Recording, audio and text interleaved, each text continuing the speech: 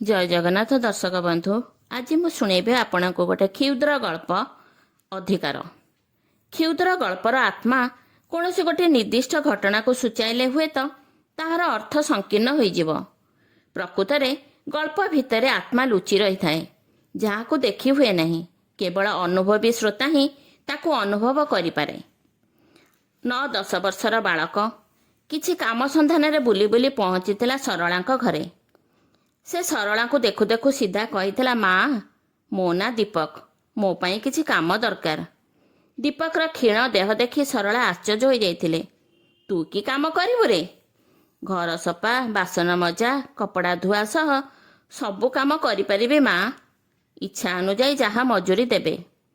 दीपकर करुण भरा कंठारे सरला प्रभावित हो जाइथिले। कहिले, एसबु काम पाई तो आमर चाकराणी रेबी अछि। उदास होइगला दीपक। दीपकर मुह को चाही मर्माहत होइगले सरला।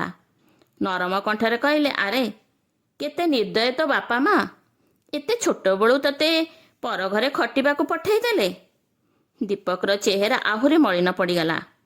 धीर कंठरे कहिला, 15 दिन तले होइथिबा भयंकर भूमिकंपरे आम गाँ ध्वंस पाईगला और मो माँ बापा भाई भौणी समस्ते चापी होइगले माटी रे। मु किंतु बंची जाइछि माँ। 3 दिन तलू किछि खाइनी माँ। दीपकर आखिरे आखिए लुह। सरलांकर सहानुभूति ताकू अंतरर आत्मा सहित मिसेई देइथिला। भीतर को आग गंडे खाइदे। ना मु किछि खाइबिनी। मु जाने तू भारी स्वाभिमानी। मागणारे जदिओ खाइबुनी तेबे किछि गोटे काम करिदेबु। तथापि दीपकर संकोच बोध देखि सरला कहले, तू मते माँ बोली डाकुचु ना? माँ कथा मानिबा पुअर कर्तव्य। हठात दीपकर चेहरा रे अस्वाभाविक परिवर्तन देखागला। सरलांक पछे पछे घर भितर को गला से। सरला बाढ़ी देइथिले किछि भात। मन खुशी रे खाइला दीपक। संध्यारे ड्यूटी फेरीथिबा रमाकांत को सरला दीपक विषय सबु कथा कहले। आउ मध्य निजर पिला छुआ नथिबारु दीपक को पुओ भाବରେ ग्रहण करि नेबाकू प्रस्ताव रखिले। किंतु रमाकांत ग्रहण करिनथिले प्रस्ताव। तांकर जुक्ति थिला जे आमे संतान सुखरु वंचित बोली जे कोनोसी अजणा पिला को कोळेई नेबा ना। सरला, एहा आद्य ठीक नुहे। मु ताको केबे पुओर आसन देई परिबि नाही। तुमे मते किसी भावना सरला, मते बाध्य करना। मु तुम प्रस्ताव कदापि राजी हो पारि नहीं। किंतु सरलांक आखिरे लुह और गभीर प्रेम पाखरे शेषक रमाकांत हार मानी थिले और तांको कथारे राजी हो जाइथिले। पूर्वरु दीपक किछि पाठ पढ़िथिला। सेथिपई सरला ताको नाम लेखाई देइथिले स्कूल रे। निजे मध्य अधिकांश समय दीपक को पढ़ाइले। हेले रमाकांतांकर दीपक प्रति थिला घृणा और अविश्वासर भाव। दीपक रमाकांतक निकटतर हेबाकू चाहूथिले हे रमाकांत ताकू सुजोग देउनथिले। सरला एकथा भल भाबरे जानिले भी निजे दीपक प्रति टिके भी अवहेला करुनथिले। से निजकू सांत्वना देइथिले जे दिने ना दिने रमाकांत बुझीजिबे और दीपक को स्नेह आदर रे कोळेई नेबे, भल पाई नेबे। दिने एमती गोटे अस्वाभाविक घटना घटीगला। आलमारीरू सरलांकर सुनाहारटी गायब। सरला स्वयं तटस्थ। रेबीर कहवा कथा, काली मु दीपक को आलमारी पाखरे छिड़ा होइथिबार देखिथिली। यह ही थिला घटनार शेष राय। एणु रागरे जर्जरित रमाकांत मन इच्छा पिटिथिले दीपक को। तथापि दीपक कांदी कांदी कहूथला, मु चोरी करिनी, मते मारो ना, मु चोरी करिनी, मु चोर नुहे। दीपकर हार चोरी करी नथिबो बोली सरला निसंदेह थिले। दीपकर रक्ताक्त देह देखि क्षत विक्षत होई जाइथिले से। प्राण और हृदय तांकर कई कई होई कांदी उठुथिला दीपक पाई। तमे मते चोर बोली भाबुछ ना माँ? ना ना दीपक।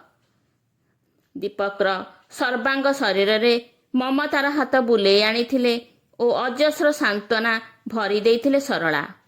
से दिन राति रे ରମାକାନ୍ତ ଓ ସରଳାଙ୍କ ମଧ୍ୟରେ ଦୀପକକୁ ନେଇ ଖୁବ୍ ଝଗଡ଼ା ହୋଇଥିଲା। ପରଦିନ ସକାଳେ ଦୀପକ ଘରେ ନଥିଲା। ଏଥର ଦୀପକ ଚୋର ବୋଲି ରମାକାନ୍ତ ନିଃସନ୍ଦେହ ହୋଇଯାଇଥିଲେ। ସରଳାଙ୍କ ସରଳ ବିଶ୍ୱାସ ତଥା ମମତାର ସୁଯୋଗରେ ଦୀପକ ବେଶ୍ ଫାଇଦା ଉଠାଇଥିବ ବୋଲି ବାରମ୍ବାର ଦୋହରାଇଥିଲେ ରମାକାନ୍ତ। କିନ୍ତୁ ଘଟଣା ସମୟ ପରିବେଶକୁ ନେଇ ସରଳା ଚୁପ୍ ରହିବାକୁ ବାଧ୍ୟ ହୋଇଯାଇଥିଲେ। କିଛି ଦିନ ପରେ ଚୌକିଦାର ପାଖରୁ ଖବର ପାଇ ରମାକାନ୍ତ ଥାନାରେ ନିଜର ଚୋରି ଯାଇଥିବା ସୁନାହାର ଚିହ୍ନି ପାରିଲେ ଓ ତାଙ୍କର ରିପୋର୍ଟ ଅନୁଯାୟୀ ଚାକରାଣୀ ରେବି ବଜାରରେ ସୁନାହାର ବିକୁଥିଲା ବେଳେ ପୋଲିସ ଧରିଥିବା ଥାନା ଅଧିକାରୀ କହିଥିଲେ। ଆହୁରି ମଧ୍ୟ ପୋଲିସ ହାଜତରେ ରେବିକୁ ଦେଖି ସେ ଆଶ୍ଚର୍ଯ୍ୟ ହୋଇଯାଇଥିଲେ। କିନ୍ତୁ ନିର୍ଦ୍ଦୋଷ ଦୀପକ ପାଇଁ ସେ ଭାଙ୍ଗି ପଡ଼ିଲେ। ଖବରକାଗଜରେ ବିଜ୍ଞାପନ ଦେବା ସହ ଅନେକ ଉଦ୍ୟମ କରିଥିଲେ ହେଁ ଦୀପକର କୌଣସି ସନ୍ଧାନ ମିଳିପାରିନଥିଲା। କବାଟର ଠକ୍ ଠକ୍ ଶବ୍ଦ ଶୁଣି ସରଳା କବାଟ ଖୋଲିଲେ। ହାତରେ ସୁଟକେଶଟିଏ ଧରି ଜଣେ ସୁନ୍ଦର ଯୁବକ ସାମ୍ନାରେ ଛିଡ଼ା ହୋଇଥିଲା। ଅବିଳମ୍ବେ ଯୁବକଟି ସରଳାଙ୍କ ପାଦ ସ୍ପର୍ଶ କଲା ଓ ମୃଦୁ ହସିଦେଲା। ମୋତେ ଚିହ୍ନି ପାରୁନ ମା? ଆଶ୍ଚର୍ଯ୍ୟ ହୋଇଗଲେ ସରଳା। ସେ କିଛି ମନେ ପକାଉଥିବା ବେଳେ ଯୁବକଟି ଚଟକିନା କହିଲା, ମା, ମୁଁ ସେଇ ଅନାଥ ବାଳକ ଦୀପକ। ମନେ ପଡ଼ୁନି? ଯାହାକୁ ଅନେକ ବର୍ଷ ତଳେ ମମତା ଡୋରିରେ ବାନ୍ଧି ତୁମେ ଆଶ୍ରୟ ଦେଇଥିଲ। ଏଥର ଧୀରେ ଧୀରେ ସରଳାଙ୍କ ମାନସ ପଟରେ ସେହି ଚପଳମତି ବାଳକର ଚେହେରା ଝଲସି ଉଠିଲା, ଯିଏ କହୁଥିଲା, ମୋତେ ତମେ ଚୋର ବୋଲି ଭାବୁନ ତ ମା? ଆଜି 21 ବର୍ଷ ପରେ ସେହି ଦୀପକ ପୁଣି ଥରେ ଏଇ ଘରକୁ ଫେରିବ ଓ ତାଙ୍କୁ ମା ବୋଲି ଡାକିବ, ଏକଥା ସରଳା ଆଦୌ ଭାବି ନଥିଲେ। ହଠାତ୍ ଭାବନା ରାଜ୍ୟକୁ ଫେରି ଆସିଲେ ସରଳା। ତୁ କୁଆଡ଼େ ପଳେଇ ଯାଇଥିଲୁ ରେ ଦୀପକ? ତତେ ମୁଁ ବହୁତ ଖୋଜିଛି। ଖବରକାଗଜରେ ବିଜ୍ଞାପନ ଛାପିଛି, ହେଲେ ମୁଁ ଖବରକାଗଜ ପଢ଼ିଛି ମା। ଆଉ ମଧ୍ୟ ସ୍ମୃତିପଟରେ ଦେଖିପାରୁଥିଲି ତୁମର ଅନ୍ତରଫଟା ଡାକକୁ। ଆସୁନଥିଲୁ କାହିଁକି? ମୁଁ ଚାହୁଁନଥିଲି ମା, ମୋ ପାଇଁ ବାବୁ ଓ ତୁମ ମଧ୍ୟରେ ଝଗଡ଼ା ଲାଗୁ। ଶପଥ ନେଲି ଯେ କିଛି ଗୋଟେ ଭଲ କାମ କରିବା ପରେ ତମ ପାଖକୁ ଫେରି ଆସିବି। ଏଠାରୁ ଯାଇ କଠିନ ପରିଶ୍ରମ କରି ପାଠ ପଢ଼ିଲି। ଡାକ୍ତରୀ ଡିଗ୍ରୀ ପାଇବା ପରେ ଏହି ସହରରେ ହସ୍ପିଟାଲକୁ ନିଯୁକ୍ତି ପାଇଁ ଆସିଛି। ଏସବୁ ତମର ପ୍ରେରଣା ଓ ଆଶୀର୍ବାଦର ଫଳ ମା। ଦୀପକକୁ କୋଳେଇ ନେଇ ସରଳା ବହୁତ ଆନନ୍ଦ ଲାଭ କରୁଥିଲେ। କିଛି ସମୟ ପୂର୍ବରୁ ନୀରବରେ ବସି ରହିଥିବା ରମାକାନ୍ତ ଉଠି ଆସି ଏକ ଭାବବିହ୍ୱଳ ଅବସ୍ଥାରେ ଆଲିଙ୍ଗନ କରିନେଇଥିଲେ ଦୀପକକୁ। ହଠାତ୍ ଦୀପକ ତାଙ୍କର ପାଦ ସ୍ପର୍ଶ କରି କହିଲା, ମୋତେ ଗୋଟିଏ ମାତ୍ର ଅଧିକାର ଦେଇପାରିବେ ବାବା? କି ଅଧିକାର ମାଗୁଛୁ ରେ ତୁ? ପଚାରିଲେ ରମାକାନ୍ତ। ମୁଁ ତ ଅନାଥ, ଏଣୁ ଆପଣଙ୍କର ସେବା କରିବାର ଅଧିକାର। ଆରେ, ଏ ଅଧିକାର ତତେ ସେଇଦିନୁ ମିଳିଯାଇଛି। ମୁଁ ସିନା ତତେ ଚିହ୍ନି ପାରିନଥିଲି, ହେଲେ ତୋ ମା ତ ତତେ ପୁତ୍ରର ଆସନ ଦେଇଥିଲା ନା?